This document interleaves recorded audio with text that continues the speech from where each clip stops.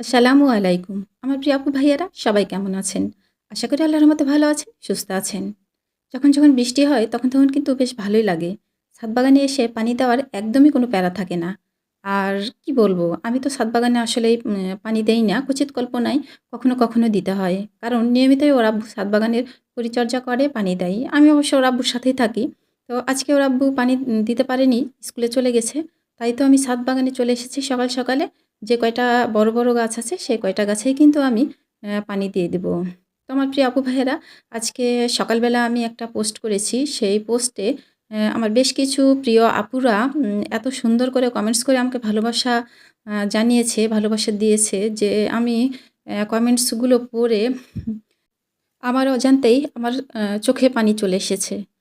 হুম, আমার প্রিয় আপুরা, আমি আসলে এই যে ভয়েসটা দিচ্ছি, মনে হচ্ছে এখনো আমার কান্না চলে আসছে। আমাকে এত বেশি ভালোবাসা দিও না গো। আমার কপালে না ভালোবাসা বেশি দিন সয় না। তো যাই হোক, এই বিষয়ে আবার পরে কথা বলছি।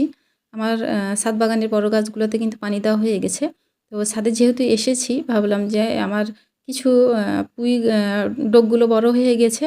তো এই পুঁই ডোগগুলোই আজকে কাজে লাগাবো। তো কয়েকটা কেটে নিয়ে নিই। আর ছাদ বাগানের মানে নিজের বাগানের শাকসবজি তো মানে ভালো এতটা বেশি লাগে যে মানে আনন্দে বেশি ভালো লাগে। তো আমি কেটে নিয়ে নিচ্ছি। কাটার সময় মনে হচ্ছিল যে একটু বেশিই হয়ে গেল। তো যাই হোক, যে খুব বেশি কিছু আজকে রান্না করব না। একটু বেশি হলেও সমস্যা নেই। তো কাটা হয়ে গেল। চলে আসলাম একদম নিচে রান্নাঘরে। আর এই যে দেখেন আমার রান্নাঘরের কি অবস্থা। রাত্রে কিন্তু আমি খাওয়া-দাওয়ার পরে থালা-বাসন কিছুই পরিষ্কার করি না। এভাবেই অগোছালো এলোমেলো করেই কিন্তু আমি রেখে দিই। আর আমি এখন যেটা দেখাচ্ছি এটাই আসলে আমি। মানে আমি অফ ক্যামেরায় যেমন অন ক্যামেরায়ও কিন্তু তেমনই। মানে আমি এভাবেই রাখি। এই শুধু ভিডিওর জন্য যে আমি বলব যে আমি আগের দিনই সবকিছু ঠিকঠাক করে রাখি, এরকম করে রান্নাঘর রাখি না। আসলে সেটা না। আমি যেমন করে রাখি ঠিক তেমনটাই দেখালাম। তো রান্নাঘরটা কিন্তু আমি পরিষ্কার পরিচ্ছন্ন করে নিলাম। নিয়ে এখন এই ডোগুলো সুন্দর করে বসে কেটে নিব। আর আজকে আমি মিষ্টি কুমড়া দিয়ে রান্না করব এই পুঁইশাকের ডগাগুলো। কারণ হচ্ছে মিষ্টি কুমড়া একটু আছে আর মিষ্টি কুমড়া দিয়ে পুঁইশাকের ডগা খেতে কিন্তু খুব ভালো লাগে। তো আমার প্রিয় আপুরা, কোনটার কথা বলবো আমি? যদি আমার শারীরিক সমস্যার কথা জানতে চাও, তাহলে বলবো যে আমার শ্বাসকষ্ট আছে। এটা আমি অনেক ভিডিওতেই বলেছি। তো সেই শ্বাসকষ্টটা মানে খুব বেশি হয়ে যায়। আর ইদানিং একটু বেশি হয়ে গেছে।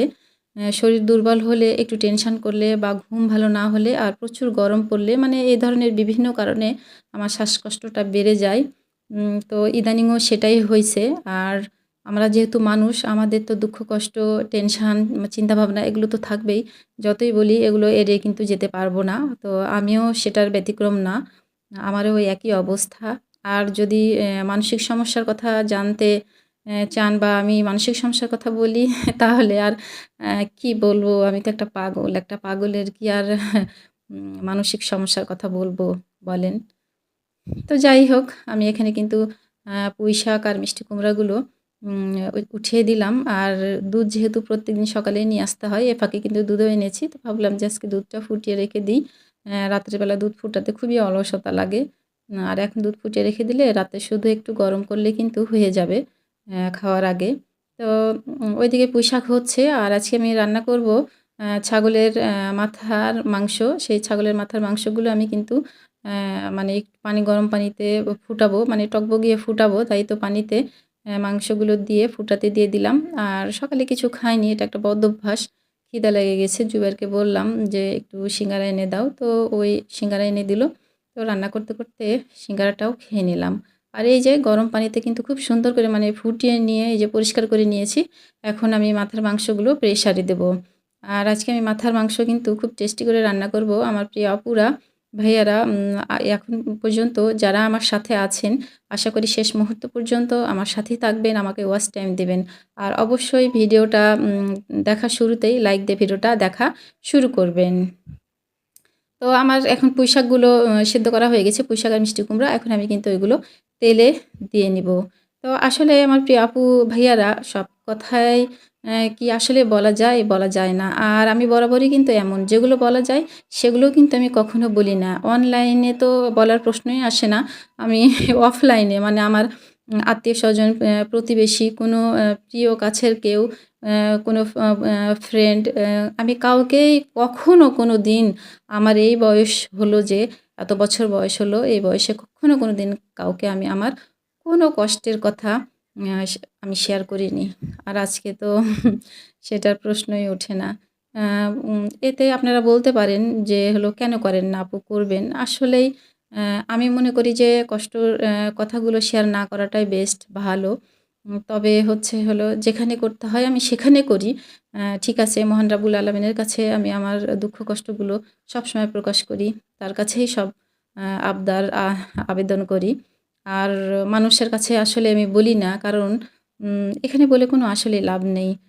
তবে হ্যাঁ, মানুষ তো তাই অনেক সময় হয়তো মানে অনেক সময় বলতে যখন থেকে এই অনলাইনে এসেছি তখন থেকে হয়তো দেখা যায় যে টুকটাক করে হয়তো একটু কিছু লিখি। আ এইটুকুই। এর বেশি কিছু না আমার প্রিয় আপুরা। তো আমাকে এত বেশি ভালোবাসার জন্য আমার প্রিয় আপুদের ধন্যবাদ দিব। আমার প্রিয় আপুদের আমি কি বলব? আমার প্রিয় আপুরা যদি আমার কাছে থাকতো তাহলে আমি কিছু না বলি কিন্তু ছুটে চলে যেতাম আমার সেই সব প্রিয় আপুদের কাছে। আমার না খুব ভালো লাগে। এই অনলাইনে এসে আমার প্রিয় আপুদের এত বেশি ভালোবাসা পাচ্ছি যে কি বলবো? তো যাই হোক, অনেক বকবক করলাম। এখন আমি মাংসটা কিন্তু আমার প্রেসারে সেদ্ধ করা হয়ে গেছে। এখন আমি মাংসগুলো সুন্দর করে বাগার দিয়ে আরও কিছুক্ষণ রান্না করব। তো এখানে আমি আস্ত কিন্তু রসুন দিয়েছি। আজকে আস্ত রসুন দিয়ে ছাগলের মাথার মাংস রান্না করছি। আর দিয়েছি শুকনা মরিচ, পেঁয়াজ।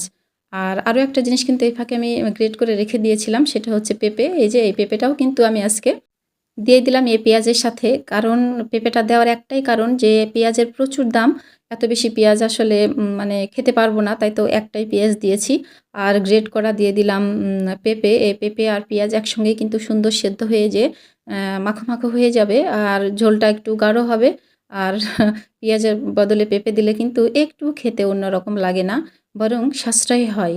আর আমার প্রিয় আপুরা, আমি এটা করি আর সেটাই শেয়ার করলাম। এটা আজকে না, ১ম যখন অনেক কয়েক বছর আগেই ১ম যখন পেঁয়াজের দাম প্রচুর হয়েছিল চারিদিকে, সবাই বলাবলি করছিল। YouTube, Facebook মানে সব জায়গাতেই পেঁয়াজের দাম চলছিল। তখন থেকে কিন্তু আমি এই বুদ্ধিটাই এপ্লাই করি। তো এতদিন হয়তো এটা শেয়ার করা হয়নি।